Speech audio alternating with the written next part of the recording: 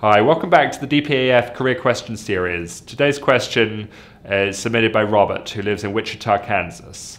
And he says, I have always felt inclined to get a PhD in my desired field and possibly become a professor. But now that getting a PhD is so expensive, I'm not sure if this is worth it.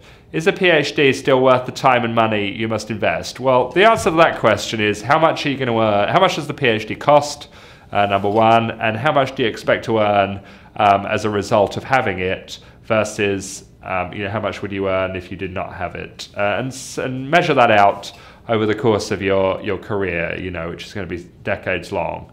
I think these degrees do cost a ton of money these days. We're doing a lot of work on student tuition. I think there comes a point where student tuition does cost too much. And I think what's the reason that is because you can learn a lot of these things, with the internet these days. There's a ton of information out there. There's always also the opportunity cost of not working. You go out to get your degree, it costs you X number of thousands a year, and then you're also not earning during that time, so it kind of compounds.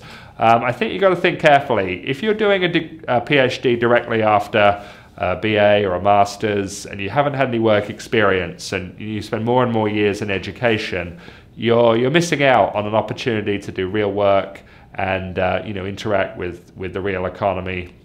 And I think that's something you want to address. It's great to get varied roles. To become a good professor, you need to have a broad experience of different things so you can teach the next generation. So I think my answer to you is PhDs are still worth the time and the money you must invest, but that has to be applicable to the individual, and you have to figure out whether that's applicable to you or not.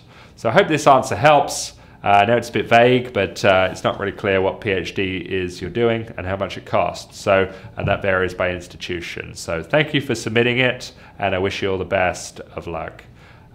Keep these career questions coming, and you can check them all out on our Twitter page @the DPAF. Thanks very much.